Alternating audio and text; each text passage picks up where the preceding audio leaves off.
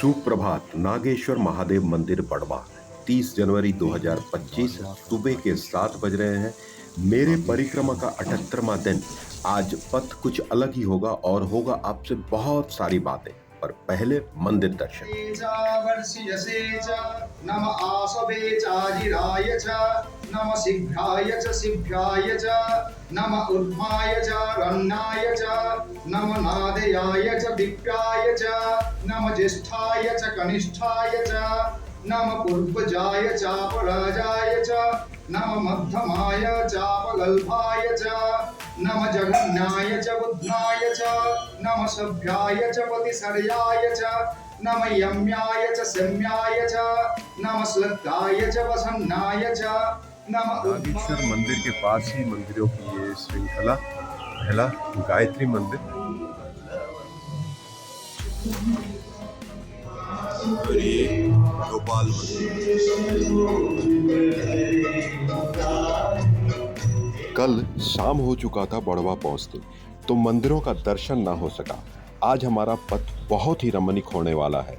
ओंकारेश्वर के उत्तर में जो जंगलों से भरा पहाड़ियां हैं, अर्थात ओंकारेश्वर राष्ट्रीय उद्यान, उनके बीच से होगा हमारा पथ। रास्ते में हम जंगल के अंदर चलेंगे, पौराणिक महत्व से जुड़ा जयंती माता मंदिर, और फिर एकदम जंगल के बीच स्थित च्यवन ऋषि और कश्यप ऋषि आश्रम, और पूरा पथ होगा नदी, जंगल और झाड़ों के बीच से, एकदम प्राकृतिक परिवेश में। नवंबर में हमने जहां से परिक्रमा शुरू की थी, आज हम पहुंचने वाले हैं ठीक उसके विपरीत तट पर, जहां से हम कोशिश करेंगे विश्लेषण करने का हमारे अंदर आए परिवर्तन उस दिन और आज में। एक बात और, आज निकलते हुए नागेश्वर मंदिर में माता जी ने हमें बाल्य भोग के लिए कुछ पूरियां और सब्जी पैक कर दी थी। जंगल के पथ में ही आज होगा हमारा बाल्य भोग भी। मेरे साथ अभी चल रहे हैं कैलाश बाबा और कौशिक जी, तो आप भी साथ रहें हमसे जुड़कर। यहाँ से दो रास्ते निकलते हैं, एक सुलगांव होकर जो 9 किलोमीटर पड़ता है, और एक च्यवन ऋषि आश्रम होकर जो 11 किलोमीटर पड़ता है। तो हम च्यवन ऋषि आश्रम होकर ही चलने वाले हैं, क्योंकि वहाँ दर्शन भी होगा। एक आश्रम मंदिर और भी है एकदम नर्मदा तट पर, तो ये होकर हम चलेंगे। रास्ते में आज आपसे बातें होगी।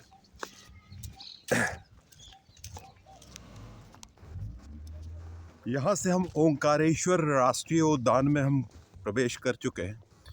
अब आगे जंगल ही होगा। ओंकारेश्वर के उल्टे तरफ, जो बांध के उल्टा तरफ जो जंगल है, उसके अंदर से हम चलेंगे, तो हमारा एम्बियंस अच्छा होगा, चलने में आनंद आएगा, और बहुत कुछ हम देखेंगे जो आपको भी दिखाएंगे। यहाँ से 300 मीटर अंदर चलना है, जयंती माता मंदिर है, देखकर वापस होते हैं।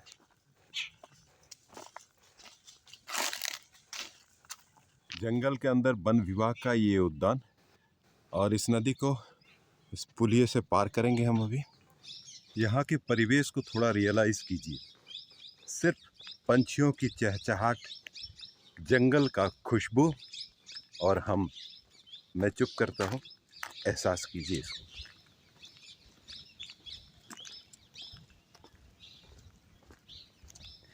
ऐसा पथ भी है हमारे परिक्रमा मार्ग में।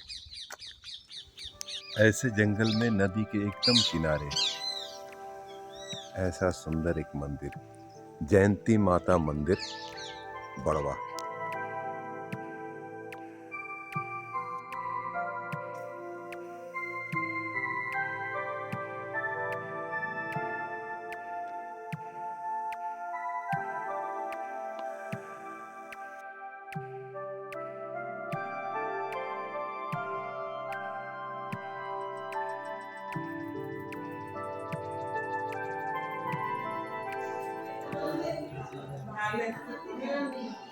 पांडवों ने अपनी 12 वर्ष का वनवास इस सातपुरा और विंध्य पर्वतों पे बिताई, और उन 12 सालों में उन्होंने 3 देवियों की पूजा की, जिसमें से ये जयंती माता भी एक है। उन्होंने उन्हें साक्षात दर्शन दिया, और उनके कहने पर वो उनकी कुल देवी हुई। ये हुई पौराणिक मान्यता इस मंदिर के संबंध में। इसे कहते हैं बनभोज, और वो भी नर्मदा परिक्रमा में। सीतावन में वनभोज, वो भी नर्मदा परिक्रमा में। नर्मदे हर से वापस रोड पर चढ़ने के लिए हम इस नदी के किनारे किनारे चलेंगे। इस समय हम चोरल नदी के अनकन्वेंशनल तट से आगे बढ़ रहे हैं। जिस रास्ते आए थे वापस उसी रास्ते भी जा सकते थे। उससे 3 किलोमीटर दूरी बढ़ जाता और घट जाता ऐसा परिवेश। मिल गया हमें पक्का सड़क। मनीषा और उसकी माँ सहस्त्रधारा में हमारे साथ थी। यहाँ रास्ते में हमसे मिलने आई है। नर्मदे हर माई, ये लकड़ी कैसे माथे पर ले जाओगी? कहाँ, बड़वा तक? माथे पर? वाह वाह, कितना चढ़ा लेती हो माथा पर? 1 मन? 40 किलो? 40-45। यहाँ से यह रास्ता 2 हिस्से में बढ़ता है। मेरे बाएं हाथ वाली रास्ता सुलगांव होकर पहुँचता है और ये च्यवन ऋषि के आश्रम होकर। च्यवन ऋषि आश्रम होकर ही निकलूंगा, तो मैंने अपने सीधे हाथ वाली रास्ता अपनाया।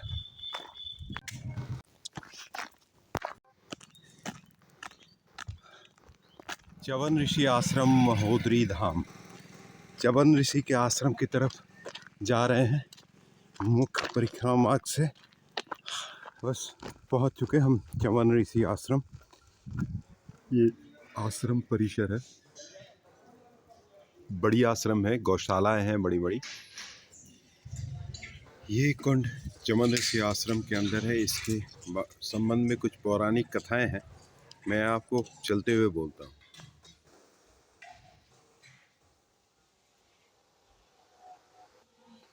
यह है आश्रम का अभ्यंतरीण परिसर और आज रात हम इसी आश्रम में रात्रिवास करने जा रहे हैं। च्यवनेश्वर महादेव लिंग, यह है च्यवन ऋषि आश्रम और इसके ठीक पीछे से ये रास्ता चलती है एकदम नर्मदा तट पर कश्यप ऋषि आश्रम। शाम के 4 बज रहे हैं। आगे 4 किलोमीटर का हमारा पथ होगा घने जंगलों से होकर एकदम नर्मदा तट तक। पर हमें अंधेरा होने से पहले पहले ही वापस भी पहुंच जाना पड़ेगा यहाँ। अभी हम कश्यप ऋषि के आश्रम में चलेंगे नर्मदा तट पर, जो ओंकारेश्वर के ठीक उल्टे तरफ है। कुछ बातें जो बोल रहा था मैं, ये जो कुंड आपको दिखाया अभी आश्रम के अंदर, इस कुंड में च्यवन ऋषि को अश्विनी कुमारों ने स्नान कराकर यौगिक युवावस्था दी थी। यह है पौराणिक कथा जो आश्रम के साथ जुड़ा हुआ है। और ये शिवलिंग भी पौराणिक यानी कि रामायण समय काल का है, जिसे च्यवनेश्वर महादेव कहते हैं। कश्यप ऋषि आश्रम जाने के लिए इस पथ के सिवा कुछ नहीं। इस पथ से सिर्फ आश्रम के लिए गाड़ियां जाती हैं और फॉरेस्ट वाली। अगर इस रास्ते से भटक गए तो फिर भटकने के सिवा और कोई रास्ता नहीं।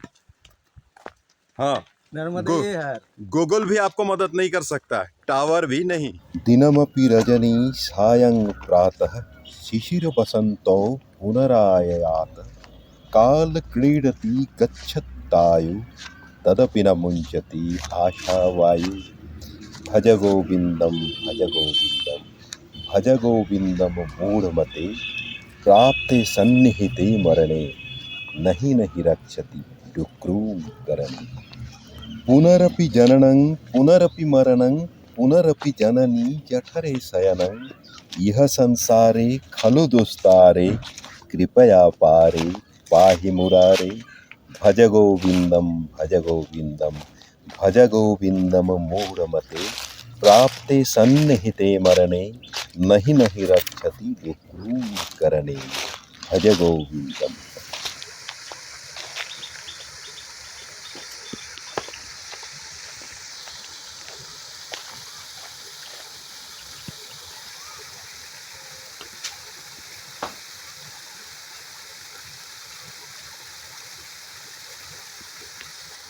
आप पहुँचे हम कश्यप ऋषि आश्रम। वो दिख रहा है मंदिर का चूड़ा, ये है कश्यप ऋषि आश्रम और ये शिव मंदिर। एक चीज़ और दिखाता हूँ आपको, ये नर्मदा नदी। यात्रा के पहले दिन ही हम उस तट से इसी किनारे से गए थे और ये रहा मानधाता पर्वत, वो संगम जिसे हम कहते हैं। संगम पर लोग स्नान कर रहे हैं। ऊपर वो मूर्ति, स्टैचू, मंदिर और ये ब्रिज, ओंकारेश्वर मंदिर दिख रहा है यहाँ से। नर्मदे हर। उर्वारुकमिव बन्धनान् मृत्योर्मुक्षीयमाति परमेश्वर। ओम नमः शिवाय। यह एक छोटा सा मंदिर है और इसके अंदर का शिवलिंग वो अहिल्याबाई के समय का है। अब हम च्यवन ऋषि आश्रम वापस हो रहे हैं।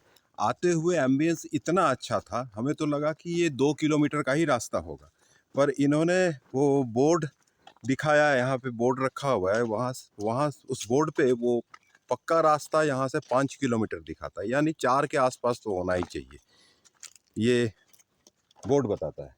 तो दूरत्व जो भी हो, महत्व बहुत ज़्यादा है इस मंदिर का भी और इस पथ का जिससे तय कर हम आए यहाँ। शाम ढल चुका है, पहुँचना है च्यवन ऋषि आश्रम तक।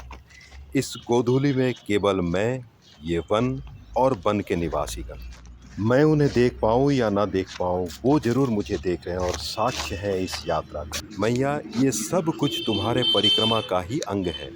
मैं जो भी कुछ करता हूँ तुम्हारे आराधना में ही करता हूँ। संचार पदयो प्रदक्षिण विधि स्तोत्राणि सर्वागिरो यद्दत् कर्मं करोमि तद्दत् अखिलं शंभो तवाराधनम। मेरे पैरों का चलना ही आपकी प्रदक्षिणा है और मैं जो कुछ भी बोलता हूँ सब आपका स्तोत्र है। जो भी कर्म करता हूँ वो सब आपकी ही आराधना है। ऐसे ही परिवेश में और बहुत सारी बातों के साथ पुनः कल मिलता हूँ। नर्मदे हर।